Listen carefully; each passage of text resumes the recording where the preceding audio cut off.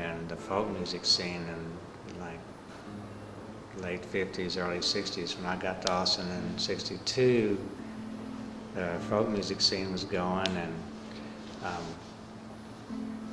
Gilbert Shelton and Joe Brown and Jack Jackson, I think, were working on the Texas Ranger, which was the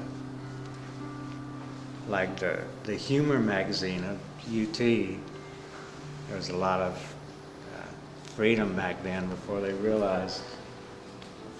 forces of control realized that how far we were going to go with what we were up to, whatever it was.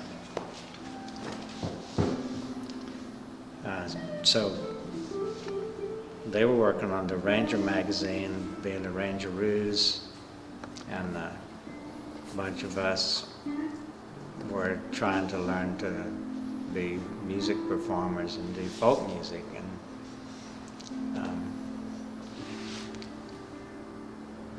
so that led to the folk music scene of the Chuck White, I'm not the Chuck White, and the Student Union, the folk scene, and a bunch of us hanging out at this place we called the Ghetto because we were students, outcasts.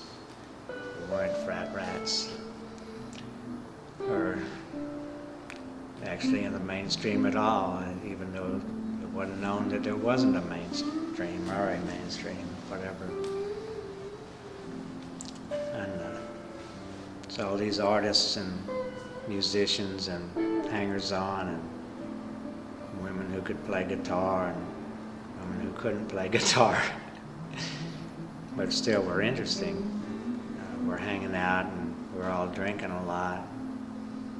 And I remember there was one thing where every year two of the fraternity houses would have a shoot-off on Texas Independence Day with real cannons and fake ammo. One of them would fire from like in front of the UT Tower, and the other would fire from up at their fraternity house on what was then 19th Street. So Gilbert and Joe and Tony Bell and some of these other guys got together and took a little, I think it was a Fiat, and got some cardboard and painted it like military colors and made it look like a tank, and they came and got in between the two frat rats and started firing whatever they were firing, firecrackers or whatever, back at them. And then there was the Rangeroo parties that were a lot of fun, getting drunk, trying to get laid, getting laid, trying to get drunk. And so it was a scene, you know, an alternative scene before we knew there was such a thing as alternative. We were just outcasts and misfits, and we didn't even have names. There weren't any hippies. And my hair was real long. It was down over my ears. I had a sideburn down to here. It was real long.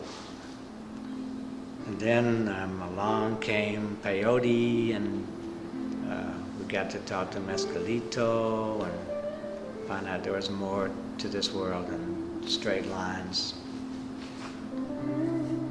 And prevalent myths of the day. Things kept going from there. I know I took a lot of LSD and some mescaline and some mushrooms, and apparently I was just one of many in society doing that, to the point where a whole bunch of us went out to San Francisco around the same time, around somewhere between 66 and 68. A lot of us were out there, and we had the Brady Street scene, and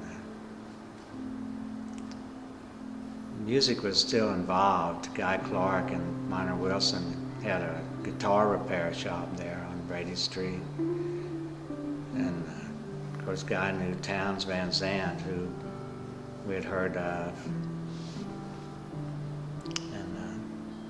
People's lives went on, struggling on, stumbling on through psychedelic awareness and confusion, police state persecution, and all these other entertaining Uber events. You know, the president got killed, his brother got killed, Martin Luther King got killed. Something was not right in the larger society. This wasn't the way things were supposed to happen, according to the myths. Anyway, I was just living my life, you know, and got busted a couple of times myself.